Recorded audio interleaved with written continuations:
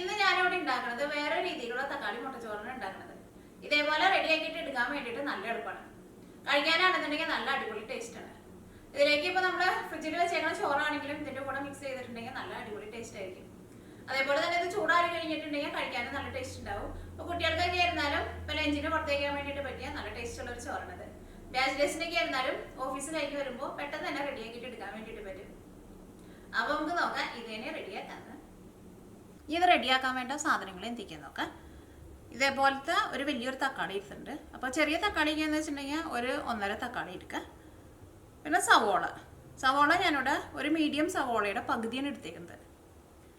പിന്നെ എരിവിന് വേണ്ടിയിട്ട് ഉണക്കമുളകാണ് ചേർക്കുന്നത്. മുളകിൻ്റെ പൊടിയായിട്ട് ചേർക്കേണ്ടത്. ഇതേപോലെ മുഴുവനായിട്ടുള്ള മുളക് ചേർക്കുക. അപ്പോൾ ഞാനിവിടെ ഇതേപോലത്തെ 2 കാശ്മീരി മുളക് എടുത്തിട്ടുണ്ട്. ഈ മുളകിന് നല്ല വലിപ്പം ഉണ്ടെന്ന് വെച്ചിട്ട് നിങ്ങൾ പേടിക്കണ്ട. കാരണം ഈ പിരിയം മുളകിന് ഒട്ടും എരിവില്ല. ഇത് നമ്മൾ കളറിന് വേണ്ടിയിട്ട് മാത്രമാണ് ഇത് ചേർക്കണത്. അപ്പോൾ ഞാൻ ഇതേപോലത്തെ ഇങ്ങനെ 2 പിരിയം മുളക് കൊടുത്തിട്ടുണ്ട്. പിന്നെ എരിവിന് വേണ്ടിയിട്ട് സാധാരണ 2 ഉണക്കമുളക് കൊടുത്തിട്ടുണ്ട്. അല്ലെങ്കിൽ ഇപ്പോൾ നിങ്ങൾക്ക് കളർ പത്രയ്ക്ക് വേണ്ടാന്ന് വെച്ചിട്ടുണ്ടെങ്കിൽ നമ്മൾ സാധാരണ ഉണക്കമുളക് നിങ്ങളുടെ എരിവിനനുസരിച്ചിട്ട് നിങ്ങൾ ചേർത്ത് കൊടുത്താൽ മതി. പിന്നെ ഇതേപോലത്തെ ഒരു കഷ്ണം ഇഞ്ചി എടുത്തിട്ടുണ്ട്. ഇതിലേക്ക് നമ്മൾ കടുക് താളിക്കും. കടുക് താളിക്കാൻ വേണ്ടിയിട്ട് ഞാനിവിടെ 1 ടീസ്പൂൺ കടുക് കൊടുത്തിട്ടുണ്ട്. 1 ടേബിൾ സ്പൂൺ ഉഴുന്ന് കൊടുത്തിട്ടുണ്ട്. പിന്നെ കറിവേപ്പില എടുത്തിട്ടുണ്ട്. കുറച്ച് സവോള നല്ല ചെറുതായിട്ട് കട്ട് ചെയ്തിട്ട് എടുത്തിട്ടുണ്ട്. ഈ സവോളയ്ക്ക് പകരം ചുവന്നുള്ളി വേണമെന്നുണ്ടെങ്കിൽ ചുവന്നുള്ളിയും ചേർക്കാം. അപ്പോൾ ഈ ഉഴുന്ന് നിങ്ങൾക്ക് വേണമെന്നുണ്ടെങ്കിൽ മാത്രം ചേർത്താൽ മതി. ഈ ഉഴുന്നും കൂടിയിട്ട് നമ്മൾ മൊരിയിച്ചിട്ടാണ് ഇതിൻ്റെ കൂടെ ചേർക്കുന്നത്.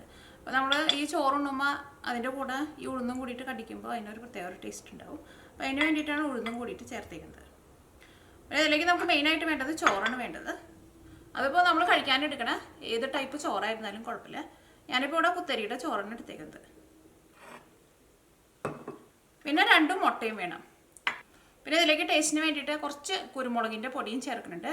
ഒരു 2 നുള്ളി ചെറിയ ജീരകവും ചേർക്കുന്നുണ്ട്. അതും ജീരകത്തിൻ്റെ ടേസ്റ്റ് നമുക്ക് വേണമെന്നുണ്ടെങ്കിൽ മാത്രം ചേർത്താൽ മതി. അത് നമ്മൾ ഈ കടുക് പൊട്ടിക്കുന്നതിൻ്റെ ഒപ്പമാണ് ഈ 2 നുള്ളി ചെറിയ ജീരകം ചേർക്കുന്നത്. പിന്നെ കുറച്ച് കുരുമുളകിൻ്റെ പൊടി അതൊരു ടേസ്റ്റിനനുസരിച്ചിട്ട് ജസ്റ്റ് ഒന്ന് ചേർത്ത് കൊടുക്കുക. അപ്പോൾ ഇത്രയ്ക്ക് സാധനങ്ങളാണ് ഇത് റെഡിയാക്കാൻ വേണ്ടിയിട്ട് വേണ്ടത്. അപ്പോൾ ഇതെല്ലാം കൂടിയിട്ട് നമുക്ക് മിക്സിയിൽ ഇട്ടിട്ടൊന്ന് അരച്ചിട്ടെടുക്കുക.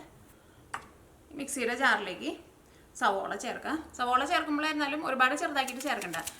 ഇത് നമ്മൾ അരച്ചിട്ടാണല്ലോ എടുക്കുന്നത്. അപ്പോൾ ഞാനിവിടെ ഇതേപോലെ ഇങ്ങനെ ഒരു 4 പീസായിട്ട് കട്ട് ചെയ്തിട്ടാണ് ചേർക്കുന്നത്. ഉണക്കമുളക് ചേർക്കുക. ഇഞ്ചി ചേർക്കുക. ഇഞ്ചിയും പതുക്കെ ഒന്ന് ചെറുതാക്കിയിട്ട് ചേർക്കുക.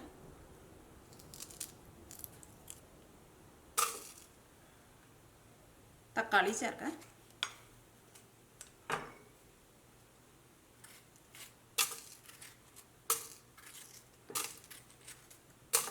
തക്കാളി ആയിരുന്നാലും അങ്ങനെ ഒരുപാട് ചെറുതാക്കാനും നിൽക്കണ്ട. ജസ്റ്റ് ഒന്ന് കട്ട് ചെയ്തിട്ടാണ് ഇട്ടാൽ മതി.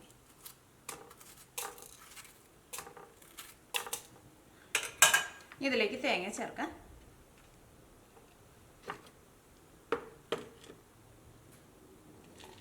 ഇതേപോലെ ഒരു പിടിയും ഇനി ഒരു അരപ്പിടിയും കൂടിയാണ് ചേർക്കാൻ വേണ്ടിയിട്ട് പോണത്.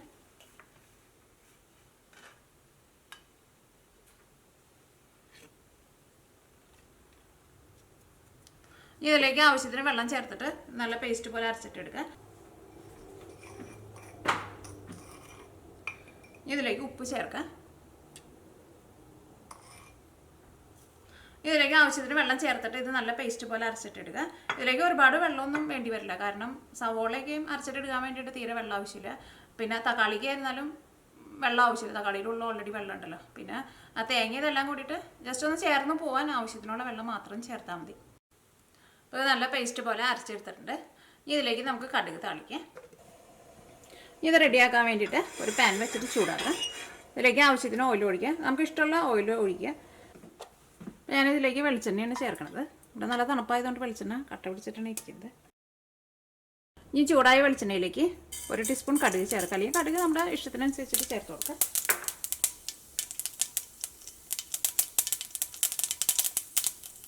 അപ്പോൾ കടുക് ഒന്ന് പൊട്ടി തുടങ്ങിയിട്ടുണ്ട്. ഇതിലേക്ക് 1 ടേബിൾ സ്പൂൺ ഉഴുന്ന് ചേർക്കുക.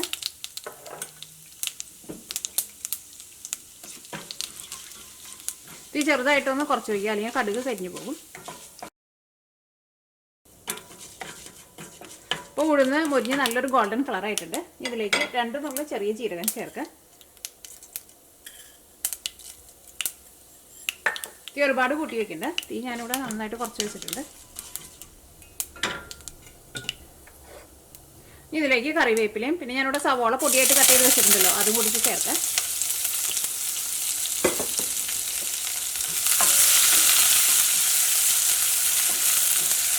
ഈ സവോള പൊരിഞ്ഞിട്ട് നല്ലൊരു ഗോൾഡൻ കളർ ആവണം.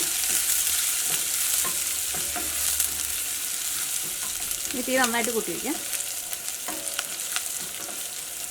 ഈ സവോള അങ്ങോട്ട് ചേർത്ത് കഴിഞ്ഞിട്ടുണ്ടെങ്കിൽ പിന്നെ ആ ഉഴുന്നൊന്നും പിന്നെ അങ്ങോട്ട് കരിഞ്ഞു പോകില്ല. കാരണം ഈ സവോളയുടെ ഉള്ളിലുള്ള വെള്ളം കൊണ്ട് തന്നെ സവോള ചേർത്ത് കഴിഞ്ഞിട്ടുണ്ടെങ്കിൽ പിന്നെ ഒന്നും കരിയില്ല.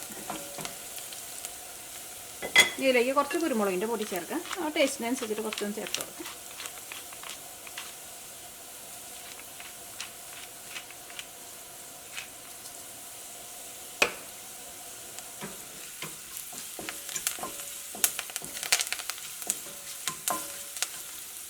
ഇതിലേക്ക് 2 മുട്ട ചേർക്കാം. അപ്പോൾ വെജിറ്റേറിയൻകാരാണെന്ന് വെച്ചിട്ടുണ്ടെങ്കിൽ ഈ മുട്ട ചേർക്കേണ്ട ആവശ്യമില്ല.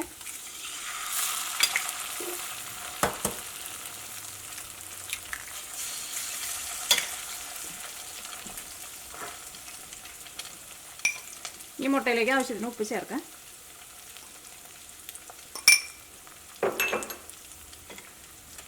ഇതെല്ലാം കൂടിയിട്ട് നന്നായിട്ട് മിക്സ് ചെയ്യാം. ആ മുട്ടയൊക്കെ ചേർക്കുമ്പോൾ തീ ചെറുതായിട്ടൊന്ന് കുറച്ച് വയ്ക്കാം.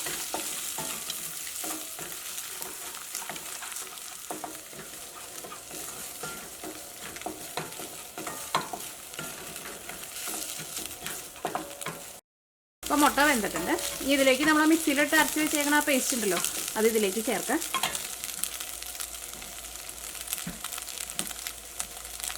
ഞാനിവിടെ ഈ അരച്ച് വെച്ചേക്കണ ഈ പേസ്റ്റിൽ നിന്ന് മുഴുവനും ചേർക്കണില്ല. ഇതിൻ്റെ പകുതി മാത്രമേ ചേർക്കണുള്ളൂ.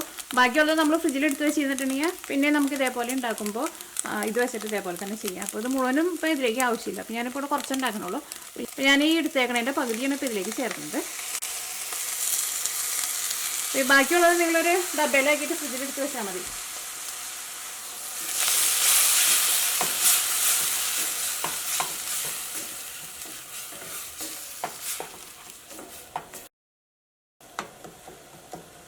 ഇനി ഇതൊരു മീഡിയം ഫ്ലെയിമിൽ വെച്ചിട്ട് ഒരു 5 മിനിറ്റ് ഇതൊന്ന് മൂടി വയ്ക്കുക. തീ ഒരുപാട് കൂട്ടി വയ്ക്കണ്ടേ. ഇത് നന്നായിട്ടൊന്ന് ചൂടായിട്ട് ആ തക്കാളിയുടെ ആ പച്ച ടേസ്റ്റൊക്കെ ചെറുതായിട്ടൊന്ന് പോകണം. അതിന് വേണ്ടിയിട്ടാണ് ഒരു 5 മിനിറ്റ് മൂടി വയ്ക്കുന്നത്.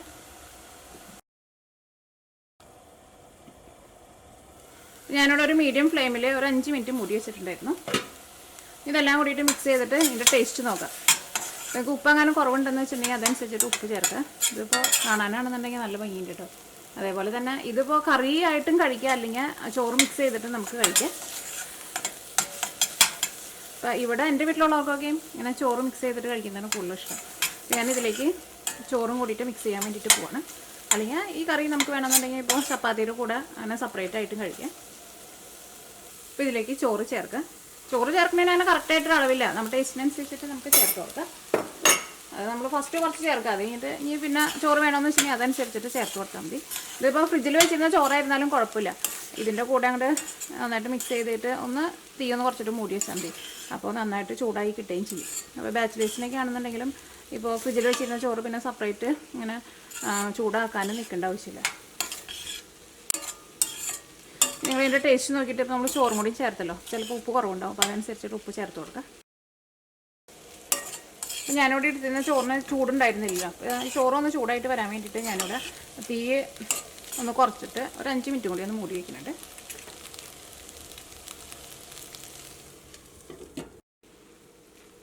അപ്പോൾ ചോറ് നന്നായിട്ട് ചൂടായിട്ടുണ്ട്. ഈ തീ ഓഫ് ചെയ്യാം. ഇത് കാണാൻ വേണ്ടിയിട്ട് നല്ല ഭംഗിയില്ലേ. അതേപോലെ തന്നെ കഴിക്കാൻ വേണ്ടിയിട്ട് നല്ല അടിപൊളി ടേസ്റ്റാണ്. അപ്പോൾ ഇപ്പോൾ ഞാൻ അരച്ച് കഴിഞ്ഞപ്പോൾ അത് കൂടുതലുണ്ടായിരുന്നല്ലോ. അപ്പോൾ അതിൻ്റെ പകുതി മാത്രമേ ഞാൻ ഇതിലേക്ക് ചേർത്തിട്ടുള്ളൂ. അപ്പോൾ ബാക്കിയുള്ളത് ഞാനൊരു ഡബയിലാക്കിയിട്ട് ഫ്രിഡ്ജിലേക്ക് എടുത്ത് വയ്ക്കുകയാണ്. അപ്പോൾ നമുക്ക് ആവശ്യം വരുമ്പോൾ അത് ഇതേപോലെ എടുത്തിട്ട് ഇങ്ങനെ ചെയ്താൽ മതി. അപ്പോൾ നിങ്ങളെല്ലാവരും ട്രൈ ചെയ്ത് നോക്കാം. ബാച്ചിലേഴ്സിന് അല്ലെങ്കിൽ ഇപ്പോൾ കുട്ടികൾക്കൊക്കെ ആയിരുന്നാലും ലഞ്ചിന് കൊടുത്തേക്കാൻ വേണ്ടിയിട്ട് പറ്റിയ നല്ല അടിപൊളി റെസിപ്പിയാണിത്.